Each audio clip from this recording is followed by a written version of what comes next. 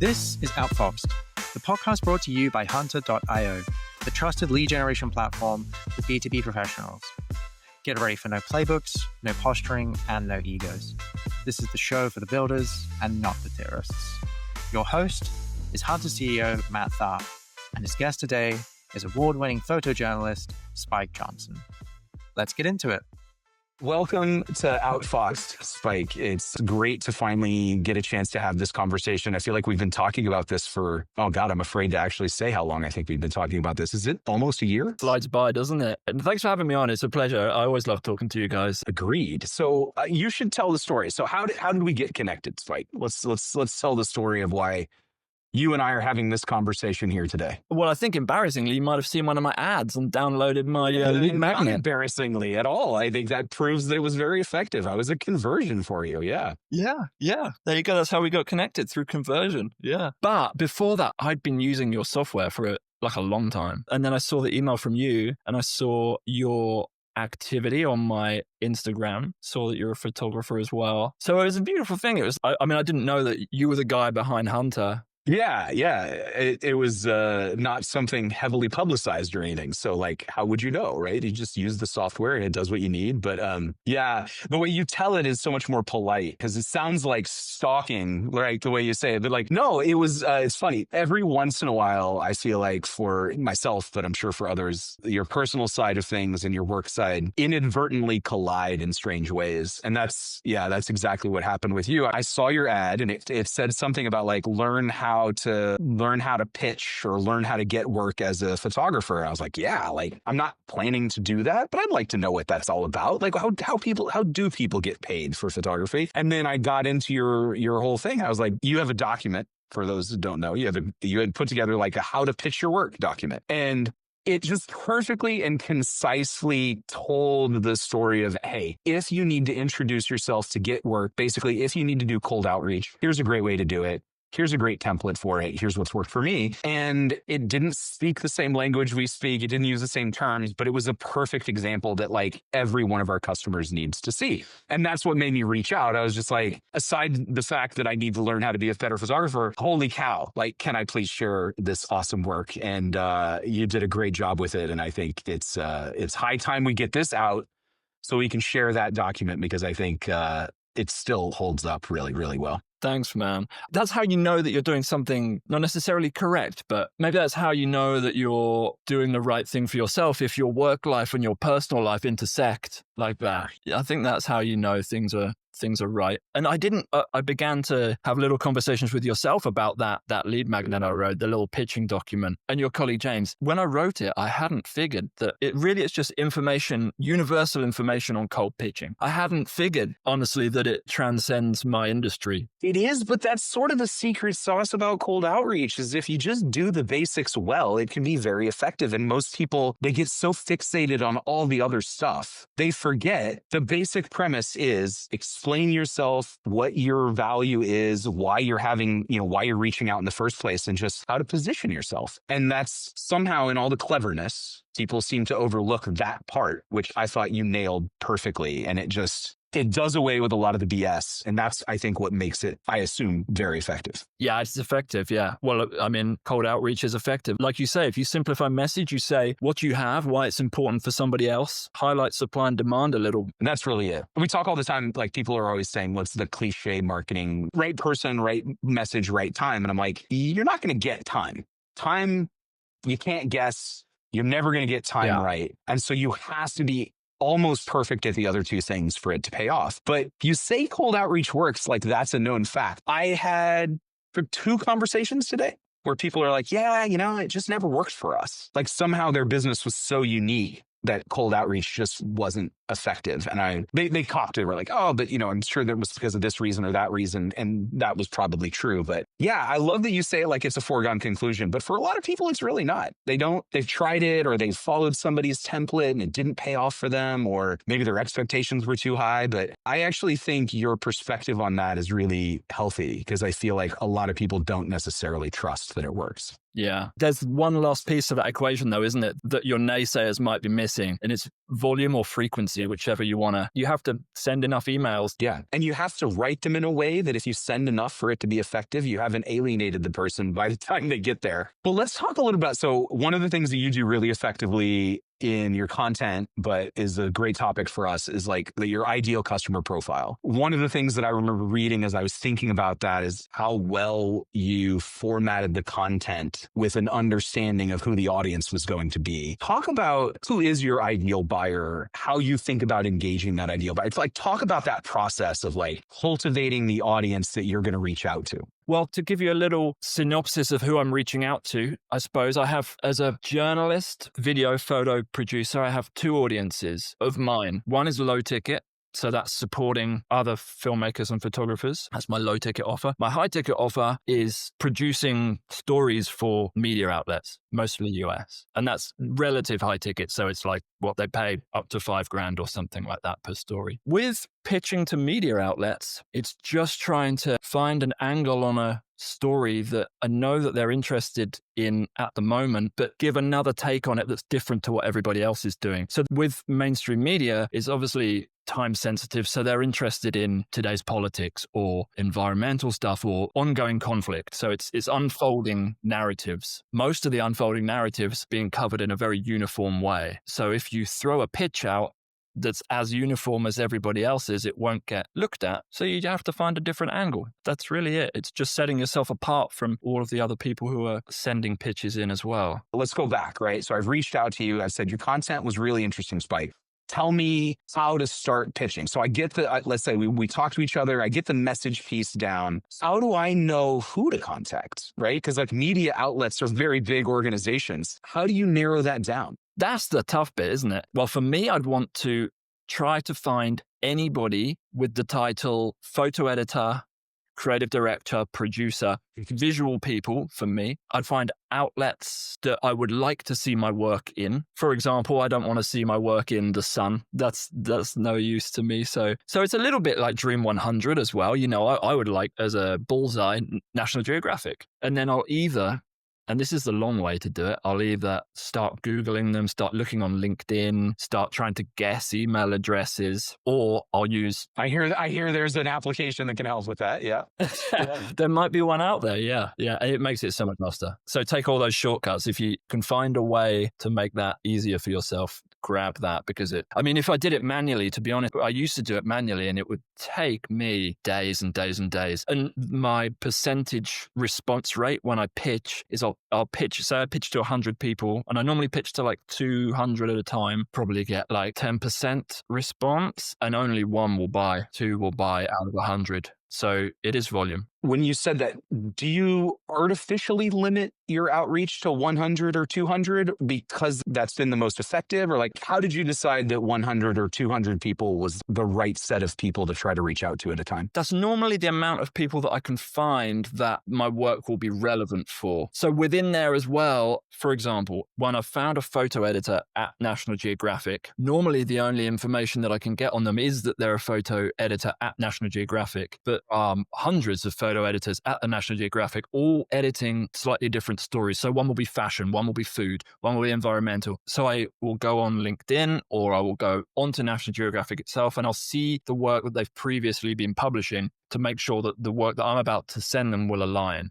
Otherwise, it's useless to them. It's very applicable broadly, because like ultimately that's the job all of us are doing. The thing that's interesting there, sort of buried in your statement, is the fact that you understand how to target your audience to a specific enough size where you're like, that's as many people as I can find that fit this profile at a time. What that means is you're not doing a spray and pray method where you're like, I'm going to get a list of 200,000 people and hope that 100 are interested. You're saying, I'm going to find the 100 that I want to talk to and start from that. Yeah, I am doing mass outreach, but I'm a little bit superstitious about it, because the people that you're reaching out to don't like to be on an email list. So I do like to try to personalize a little bit. And I feel like if I have a list that's too long, maybe they can smell it out. So I'm a bit careful. I think that's the process everybody should be following. We do, like every year, although we're increasing the cyclicality of this, a more intensive research deep dive where we look at the data of our customers' performance. And we actually get down to like words being used, word count, timing, frequency. Like we look at sort of all the variables that we can help users control. And then we also reach out to recipients separately, decision makers, and ask, like, what do you think about cold outreach? How does this impact you, et cetera?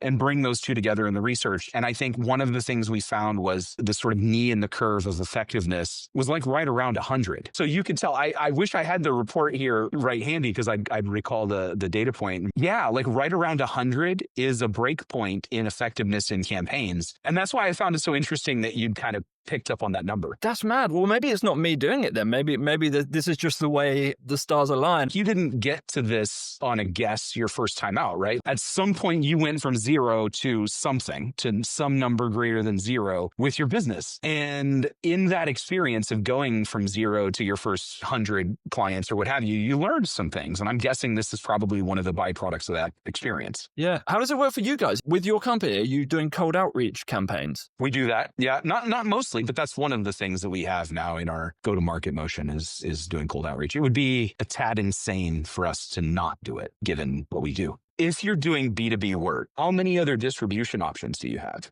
You know, it used to be that Twitter was kind of good for B2B and then it got overwhelmed with noise, and then it was LinkedIn kind of filled the gap. Only now the thing that I hear most consistently about LinkedIn is hard to stand out because of all the noise. And if you're doing B2B, it's like, okay, other than email and cold calls and advertising, how many choices are there? And cold calls don't work either. If you're not doing cold email, it's kind of a question of like, well, what are you doing and how effective is that actually? Because I'm impressed more than anything. What other tools would you have used? So because I know you have a tool that is kind of semi B2B that you market. Like, talk about how you distribute that platform and get it in front of people. I think you're speaking about my lower ticket one where I'm supporting filmmakers. And the short way to describe it is it's a database of grants and opportunities with a paywall. That, again, email's the driver. So you would have seen one of my lead magnets, which drops you onto a email list, which then I can email people and offer it to them. That I don't stop at 100. That's many more people, but it's a different beast, I think. It doesn't have to be personalized to the same degree. The offering is uniform always, rather than me trying to find an angle on a story for a newspaper. Yeah, it's a bit different.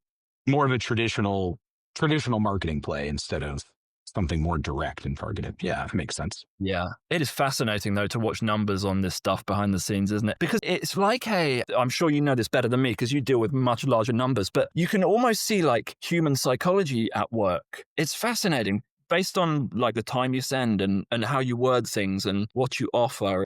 Well, for us, it always translates to the better you understand your audience, the better you can dial those things in, which in our perspective, our interpretation of the research is that the reason smaller lists perform better is because of that right there. You can dial in the personalization about as far as you need to in order to really make it tight. Because either you're doing bespoke emails one-off and you're really deep diving. And if you have a higher value, if you're dealing in like enterprise software or consulting, that probably makes sense. You do want it to be hyper personalized, but almost the rest of us, right? Like everybody else, we need to find a way to reach at least a few people at a time. And that number seems to be a sweet spot. You didn't get to 100 overnight. Let's talk about your first few clients. How did that experience go? How did you go from maybe I should get paid to do this, or maybe I should actually go and find some additional companies or customers to work for? How did you go from 0 to 1 or 0 to 10? You find something that works and you do more of it, isn't it? So the first story I made was 2012, I guess, so a little while ago. And my friend gave me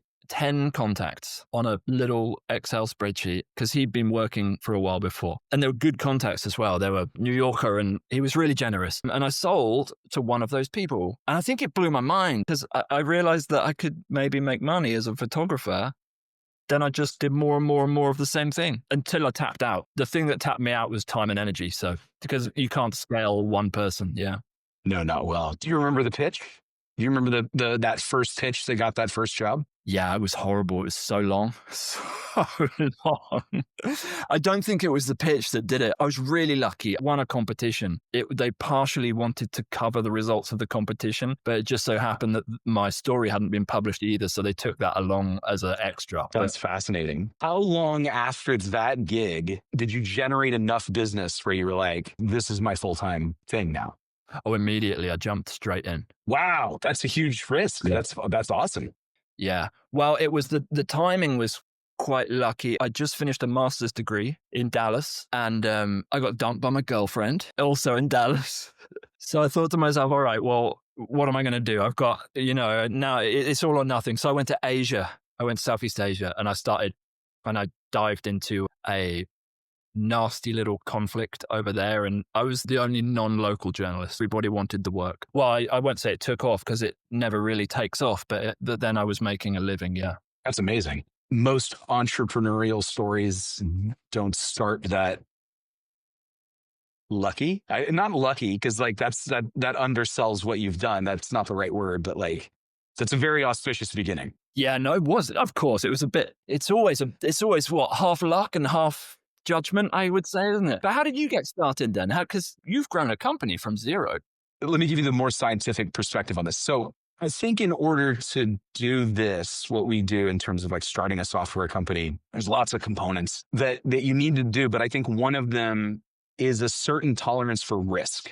And I don't know, a sort of naive or like an optimistic, it's optimism to the point of almost naivety. But like in order to start something from scratch, it's the same concept, right? You have to have a vision for the world that includes a thing that either isn't there today or is dramatically different than what's there today. And the insane belief that you can actually make that happen. And so I think starting anything requires a certain amount of that. But usually in something like a startup, like a tech startup, so many moving parts, right? Because it's actually, so a friend of mine has been working in the film industry at Hollywood for a little bit. And we were talking about this, about the parallels. Because when you're building a software company, you have to have a clear enough vision that you can communicate to people that they get excited about it, that they want to be a part of it, and that they're willing to take some risk in being a part of it, right? It's not as simple as, hey, hey, you work for Facebook. Don't you want to just make no money and take all the risk and have no prospects until you create them? Nobody goes, yeah, sign me up for that, except idiots like me. So I think there's a certain risk tolerance that's necessary, but I found that I probably have a somewhat unique risk tolerance, and that it makes me very good at the early stage because I'm able to tolerate things that are ambiguous. My ability to deal with ambiguity, I think, is just greater than some people's. And that makes me well suited to that stage of a venture where everything's ambiguous. Most people feel like they need a certain amount of data to make business decisions. And part of the reason businesses slow down once they get going is you start to depend on that data to make decisions, or you build a business with a bunch of people in it. And that's the only real way you can tell what a good idea is from a bad idea sometimes. But in the early days, you don't have that benefit. You don't have the data. In fact, if often what you're doing is you're staring at something that doesn't make sense on paper and you're saying, I'm going to go will this into life. I'm going to will this into existence. And like a film, it's very much like that. It depends on bringing a lot of creative people together because they have to execute the thing you have in your head to make it real. It's not just real for everybody. They have to help you make it real. The difference with software is you can iterate. You can make a mistake and then correct. Whereas with certain endeavors like film or TV, you can't. Like you've got to get it right in that pilot or you probably don't get picked up. Or if it hits the box office and it fails, that's probably it. Although I think Marvel has changed that with their obsession with reshoots. Marvel might be a more iterative, or Disney might be more iterative than film has ever been. But I think other than that, it's usually a sort of one shot. I really liked bringing people together to be creative and to make a thing exist that didn't exist. And I just really enjoy that. And so I got hooked on it early. It was also more predictable, right? Like the nice thing about software is if you spend a year rushing it and you do an amazing job, those people more often than not are still paying you the following year. So you can build on that. Whereas not every industry gives you that opportunity. It took me a long time, I think, to kind of figure that out. But then once I did, it was just a no-brainer. I'll just keep doing this probably for forever because I just enjoy the activity of building the business this way. It's really fun for me. Yeah, it's lovely, isn't it? That compounding subscription model is an incredible thing. Yeah. I mean, it works for everybody. It works for the business, and it also works for the customers because it's a lower price. And ideally, you're signing up for something where the company who builds it is also saying, this is a subscription thing. We're going to just keep making this better for the foreseeable future. And I like that model. I like the model of we're all signing up to make this work together. and you can just stop paying if it's not working for you. And that kind of keeps your feet to the fires. Personally, that's why I really like this. And I like doing what I do, is just scaling creative ideas, I guess. Today's episode is brought to you by Hunter.io. Finding the right email address for your leads can take hours, but with Hunter, you can go from search to send in minutes. Get started for free with Hunter's verified data, lead management, and email marketing tools by visiting www.hunter.io. Have you had scary moments on the journeys? Because as the builder of startups or software companies, you're the guy with no safety net. 100%. Yeah. Yeah, I know. Absolutely. It's like I said, it's sort of all a string of terrifying moments. And you either have the disposition where you look at that and go, yeah, but I can figure that out. Like, you're either one of those people or it's not right for you. If you can't deal with a string of setbacks and ambiguous opportunities, then not a good fit. It just works for me. For you, you're saying, hey, I'm going to go out into the world and I'm going to use my creative vision for things. I'm going to find these opportunities to tell these stories. And I'm just betting that somebody's going to pay me for that. And then you're going to do it again. Like that's such a huge bet on yourself, but because you become an enterprise of one, right? Yeah. Stupid, isn't it? It's my kind of stupid. Yeah. But yeah. Like it's exactly the kind of lunacy that I find appealing. Yeah. But like one of the things that comes up when you talk to any entrepreneur in any space that I think is interesting is like, do you, Spike, consider yourself a salesperson? Oh, yeah. Probably if you asked me a year ago, I probably would have said no. I just didn't realize that I was. Back in 2013, I'd made world press winning story. If I hadn't have pitched it, if a tree falls in the woods, you know what I mean? You can have the best thing in the world, but if you don't tell people about it, then it's useless. It's an audience of one, and that's you and your mom, maybe your nan. So yeah, I'm a salesperson. Yeah. I always thought a salesperson was the guy on the phone cold calling or the guy knocking on the door. But yeah, not in the way that I thought, not in the conventional way. But yeah, absolutely. And yourself? Oh yeah. But I've recognized this at an early point. In fact, one of the things that I realized was that one of the secrets to my early success was the fact that I did have sales conversations all the time. And what I realized was what I was learning in those conversations was incredibly valuable to making the rest of the business very successful. I learned early on that if you as a founder or a CEO or an entrepreneur are not acting as a salesperson, you're missing something. There is a gap in the business that you're not seeing that's going to cost you at some point. But I remember early in my career, the idea of being a salesperson was like, I was allergic to that idea. I did not want that to be true. But it's funny, at a certain point, you realize if you're any good at any of this, you're probably selling most of the time, right? Yeah. Do you mean that if you're not selling, there's a gap that you're missing because you're not seeing your pitches fail? Yeah, you learn a lot, at least in the software industry. Losing a deal, like going through the negotiation process, selling and not winning, there's critical information there about parts of the market that your solution doesn't well fit. And if you're not selling, you're not getting that data. You're not learning about those gaps. And in some cases, you might look at it and go like, yeah, look, Hunter is building to make all of this cold outreach business as accessible to everyone as humanly possible. I want one person, founders, to pick it up and feel like it's so simple that there's no reason not to do it. So for us, if we go into a big enterprise and are having a conversation with a really complex business, we are going to learn there's all kinds of things we don't do well, or we don't do the way they would want it. And for us, the answer most of the time is, and that's okay. Sometimes you're learning something about the market that reinforces the things that you're already deciding to do. But other times, that's where your growth opportunities are. And so at some point, you've saturated something, or it's time to pivot, and you need to start looking at where the other opportunities are. And if you don't have that conduit of conversations, you're going to not know. It's the most ambiguous you can get because it's an unknown unknown. At least if you're having the conversations, it's a known unknown, and then you can figure it out.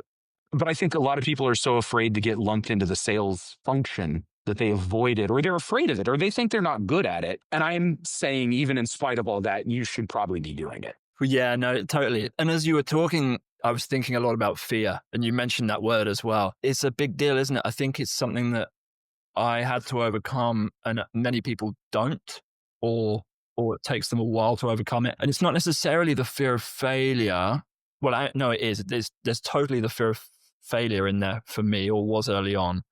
But it's also the fear of getting something wrong publicly, some sort of fear of shame, some sort of looking silly, stupid. But once I switched over to not really minding about that, it was a bit of a superpower because, like you said, there's so much knowledge in that. I mean, as long as you can calm your own ego enough for it to be okay, to get through it, to learn through it, fear is a beast. Fear will stop a person, yeah. I think the thing that, I don't know why, but it worked for me that I figured out, if you're afraid of selling, it's because you're probably not doing it right. Because effective selling means you're not doing most of the talking. And so it means that if you're thinking about it right, all you really are doing is, can I ask good questions? Can I just be a curious person? And can I think about, do I have enough information through this conversation to solve their problem? And if you look at it more like that, like it's just a creative problem solving exercise where you're gathering enough information to know if you can help, I think for me, that changed it. Whereas if you're thinking about it as like, oh, I got to close this deal to make enough money to like hit my number. So like if you add all the sales stress overhead to it, it's very easy to get distracted from the important part, which is, I need to find 30 minutes with this person to shut up and just. And then you learn about people's problems, and maybe they mention something else that you can solve for them in the future. But it is that dark side, is that preconception of the salesperson as convincing somebody to buy something that they don't need. That's unethical, and I don't think it's what most people are doing. No, I think, there is this perception that, what is it? This saying from when I was a kid is like selling ice to Eskimos. You know, like there's this impression that you've got to be this guy who can convince anybody to buy anything. And I'm like, first off, that exists and those people are there and that's fine. And that's a hell of a skill. But most of the time, you're just trying to problem solve for people. You can also look at it like just making an offer, can't you? Look, I have this thing that I think is useful. Would you like it? It can be as simple as that. I think that in a face-to-face sales environment, you would outsell me. I could not sell on the phone or in person, I don't think, but email, fine. Yeah, I've had to do it. I don't ever want to do it again. You know what it is? All joking aside on things like cold calling, for me, it's a fundamental thing, right? Like, you've cold called, right? You've picked up the phone and you've never even tried? Never. No. Oh, okay. Different era. This was early in my career. This is when I had to like learn how to do this and, you know, have managers who like record your calls and then play it back with your whole team and like, let's listen to one of Matt's calls. And then they're like, oh, you shouldn't have said this, or oh, you should do this. So like, if you've never lived a day in the life of like a true rep, it's grueling. It's exposing in ways that are uncomfortable, but you get better. And when you see yourself get better from it, you're like, okay, I can deal with that a little bit more and a little bit more. And you get to a certain point where you realize like, it's probably the secret to success, actually, is being able to go back and be willing to take constructive feedback and really put it in play. But it's hard. But like cold calling, for me, the break is I'm a busy person. You're a busy person. Our phones serve a purpose for us and we have to prioritize their time. And I can't operate as a hypocritical person. It just doesn't work for me. I too much self-loathing and it just doesn't feel right. So if I'm not willing to take a cold call because I'm a busy, and if I'm taking your call, it means I accidentally picked up and I had something way more important to do. And if I'm talking to you, then there's an opportunity cost to that has nothing to do with that person. It has everything to do with the fact that honestly, if I have enough time to take a cold call, I'm probably not doing my job right. And so there's just a certain amount of respect in that for me. And I can't, if I'm not willing to take those calls, I can't in good conscience make those calls because I think the other person on the other end, like me, is a decision maker with lots going on and lots to do. I think it's far more respectful. I think it's far more, just respectful is good enough. It's just respectful to be able to send somebody a message that says, if this is interesting, let's talk about it. And if not, I'm not going to bother you by calling you 55 times and trying to trick you into catching this. I'm not trying to trick you into talking to me. I want it to be, I just want to have a conversation on better terms than that. And so for me, it's that. It's a very philosophical thing, I realize, but that's what it gets. That's what gets in the way of cold calling for me. I don't find it efficient either. I feel like there's an ROI problem with it too, but Yeah, oh, yeah. Yeah. One thing that I used to do, which is the other end of the spectrum and the utmost of personalization in terms of sales, I would, instead of pitching these editors that we spoke about or the producers, the story in an email, well, I'd go to New York first. And then I'd email all the editors I knew were in New York. And I'd say, I'm in town. You want to go get coffee? And then we'd go hang out and have coffee. But then that relationship was cemented for so long. They recognized that I showed up in person, and the ROI on that was quite good, except for the flight. How do you think? Yeah. So one thing that hasn't come up yet in all of this discussion, and I have to ask, and this is not just me teasing because I know you use Hunter, but a lot of time gets spent when people talk about this, like in our industry, there's just a lot of conversation about tech stack. Everybody's really wound up about, oh, I can do this and this, and I can pull these 5 pieces of technology together, blah, blah, blah. It gets really ornate. And I'm not against it. I think it's really cool and kind of creative, but it also is overkill for probably 90% of the market. But you haven't mentioned tech once, really. It's interesting because, like, is tech stack important to you, or are you looking for the fewest possible technologies? Like, how do you think about technology in your workflows? The simplest stack possible, if you want to say. In the documentary work I make, that's just Adobe Premiere or Photoshop and obviously hardware, the cameras. So that's easy. In the low ticket stuff, the database I offer, it's really simple. It's a email scheduler. It's a database, so Airtable. It's Webflow for website front end. And that's about it. Yeah, super lean. I think it only costs me like $600 a month is my bill for all of that stuff. But if you leave me alone in a room, I will overcomplicate it, and I will try to implement AI, and I will, you know what I mean? And I'll try to have it all automated, and I'll use Zapier and all these things to try and add functionality. But people don't really want it. I've found that my audience doesn't really want overcomplicated stuff. And then honestly, it's too much for me to get my head around. And then something will break, a connection, a Zap will break, and something will mess up. And right now, I'm in the process of stripping everything out and making everything as simple as possible. I love technology. It can do amazing things for us, but it can also suck a lot of time for me. Yeah. Yeah. Yeah. And your point about sometimes something breaks, like that's the other part that people don't think about a lot is the support, the sort of maintenance of it, and then just the sort of mental distraction that can create sometimes, which I think is bigger than most people think about. Yeah. Because we only have so much time and energy. Yeah. I think once you know, it boils down quite easy, doesn't it? Once you find who you want to reach out to, and then you just write them an email or reach out to them in the simplest way possible. Anything else is overcomplication. And for me, I don't know. I don't know how other people are doing it. But no, I think, look, there are agencies where they focus on this as their proficiency. This is all they do. And if they need to scale up really flexible or, deeply articulate tech stacks to be able to automate more of it, like I get that, right? They're doing a high volume job. They need all of that. But I think they're also the ones disproportionately talking to the market. And so if you're a solo person or a small team, if you're James and you're building a marketing organization, all that you hear is like tech stack. Oh, you got to sign up for this. Oh, I'm using this. It's a game changer.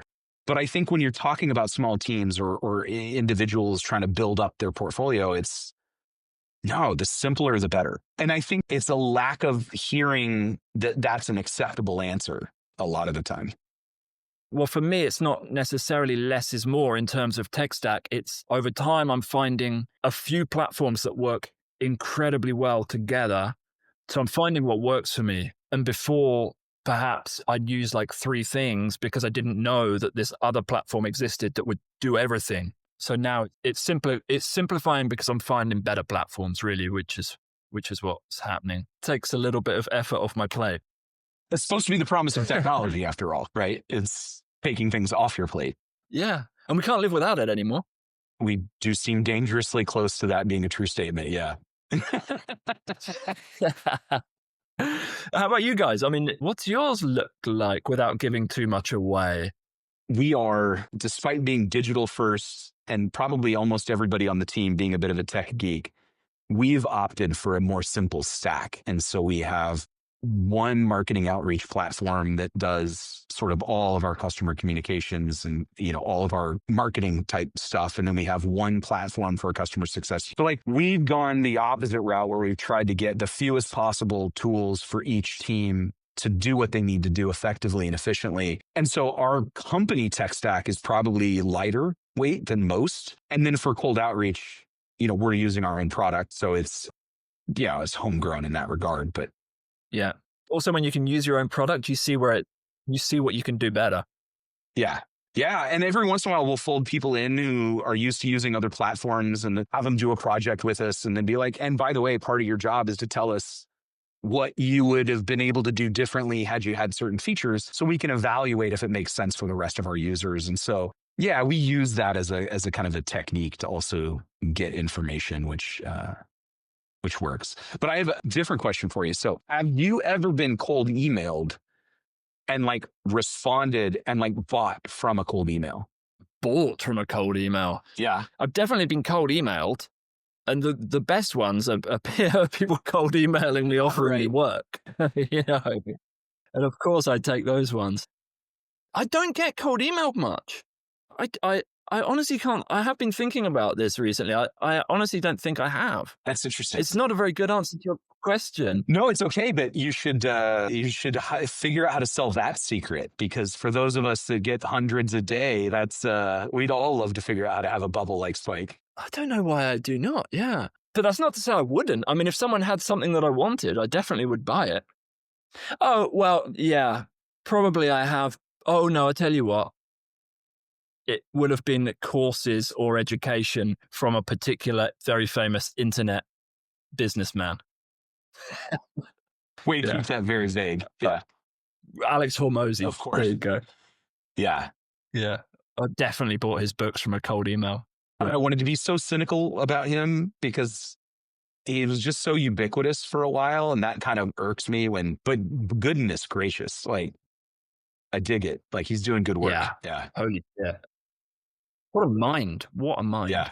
Yeah, so I guess so. But the best cold emails are when people ask me if I'll work for them. That's lovely. That doesn't count. That's cheating. That's fine. I'll let you know. One last thing. I just had another thought about tech stack. What I am loving at the moment about tech is that although I'm simplifying, the tech that I am using, and I'm not trying to implement AI into my stuff at all. I'm not trying to build my own AI processes and drag it into the work that I do. But I'm really enjoying that software platforms that I'm using, there's just AI functionality popping up, which is making things so much easier. I'm enjoying that a lot. So although I'm not, I guess actually it points back to what we were saying before, doesn't it? On subscription services, the platform will iterate while you're using it. And I'm enjoying that. I'm enjoying the AI stuff. Right. And everybody was so focused on how AI was going to disrupt in ways that they couldn't keep up with, that they didn't get a chance to talk as much about. Honestly, this is a glorious period of new tool sets for software companies. And if you're just thinking about being a hybrid business and you're just thinking like, okay, if it's a set of tools, is there anything that tool can do better that I'm currently doing than what I'm currently using? And if you start folding AI in like that, first off, it's way more practical, but I think also it really delivers value in clear-cut ways. We don't all have to be ChatGPT. We shouldn't all be rushing to try to mimic ChatGPT, but I think there's certainly lots that you can do to bring that to bear to make I'm curious, have you tried writing your pitches? Have you tried using any of the AI tools for that? Did it work? Did you like it better? No, I do not yet. There will be a day. There will be a day. Do you know what? It lacks the thing that I've found that makes the secret sauce in the pitches that I write is the personal story. So like if I can share a bit about me, or like how I overcame this thing, or how this was a problem, or just how I'm, making this work. And AI does not have that. It can't do it. Maybe one day it will, but what about you? Are you using it for writing? I mean, it's incumbent upon us to try to figure out the easy, low-hanging fruit opportunities for improvement for almost everybody I've seen doing cold outreach is in the writing. There was such a long phase of email templates with personalization variables that ended up, how do I say this? It's like they ended up demonstrating technology for technology's sake instead of using the technology to solve personalization. What they were saying is like, well, here's some data that you can have about Spike. So when you write Spike an email, open it with, hey, Spike, as owner of your own photography business studio, whatever thing they come up with, it's like your business name, insert here. I'm sure you deal with problems like X, Y, and Z all the time. And so what ends up happening is there's all these like sentences and paragraphs where the real purpose is to demonstrate that they somehow know things about you. And like, most of the time, those are dumb. They don't add any value. They don't actually move the conversation forward or solve a problem. And so I think what happened was for a long time, that was leading the best practices in cold outreach. AI is so much more effective at that job than email templates were.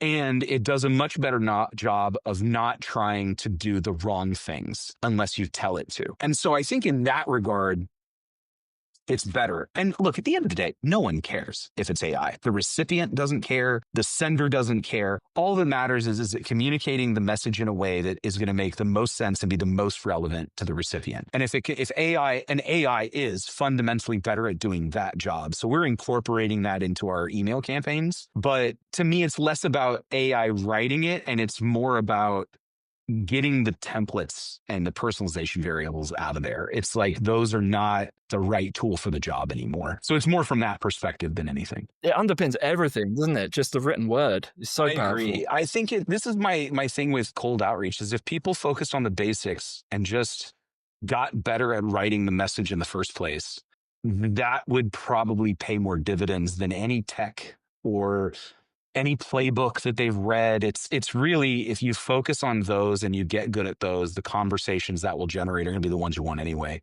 But I don't mean to pepper over that like that's some clear-cut, easy solve problem. I don't think selling ideas is everybody's strength. Yeah, true. And I think organizing your thoughts, like I like writing for that reason. I use it as a tool to organize ideas and thoughts, but like we talked about earlier, is you can't rally a group of people around an idea. That idea is not going to happen. It's not going to get done. I think that's a vital skill that's undersold to people. I think you see this in education because so many people in education are just letting ChatGPT do all the work now and not using it to refine their ability to tell stories with words. And I think that's just, it's going to create problems for people at some point.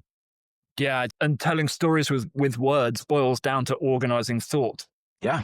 It is dangerous if people lean on it too hard. I do wonder. I love living in this era. I love science fiction and we're now in it. We just haven't realized. We have self-driving cars. We have AI. AI is here. My God. Yeah. We got a guy trying to fly to Mars, whether or not he'll get there. LLMs have finally created the translation layer for language for robotics, right? That was one of the biggest problems robotics suffered from, was an interface problem. If you can't speak to it, you can't put it in people's homes. And so it's just sort of dead on arrival, right? Because how are you going to tell the object what to do? That's now a solved problem. You're right. We're like in the middle of the beginning of the science fiction tornado. 2030 is going to be kind of wild, right? I hope I live long enough to see like the next 50 years. Agreed. Although you shouldn't be questioning whether you live long enough at your age. You're going to be just fine. You're going to see all of it. I'm older than I look, man. Well, do you know what? I'm playing a safer game now. I'm not going to dangerous places so much. So it's on my side. Yeah. I have to admit, after we reached out, one of the things that I did was I was like, you know what I'll do? I'll just look at the news, figure out where all the action's happening, and I'll just go there. The pictures will just take themselves, essentially. And then I was like, oh, wait a minute. I have a high tolerance for risk, but not putting my family's and my company's, like, I can't put them at risk. I can put myself at risk to a certain extent, but when it starts to risk other things. So I very quickly curtailed that behavior of like, there's chaos in DC. Let me fly to DC. I mean, that makes a lot like, I decided not to follow that. Oh man. Yeah. I'm very grateful for my family for letting me do that stuff. I feel so guilty. My God, the shit I put them through, bless them all. They shouldn't have named me Spike. Right? You know? Yeah. I mean, had to live up to it. You were going to be a troublemaker from the time you came out, right? Did you, when on your way up with your building companies, without that safety net, was there Were your family worried ever? I mean, probably. Yeah, of course they were. The question is like, did it ever reach a point where they felt they needed to communicate about it? No, I think I've done a good enough job of managing the downside risk of doing what I do to make that less of an impact on my family. That's how I choose to manage it. And that's worked out fairly well. Yeah, well done.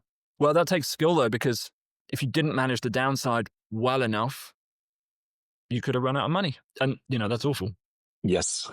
No, I mean, I did that. Like, I took the payoff from my first success to bankroll my working for free for almost a year to start the next company, and subsequently watched that get completely wiped out, and then had to completely start all over again 10 years after the sort of first foray into software. So yeah, I know, but that's part of the game. If you're not willing to invest in the idea, then you're probably not right about it.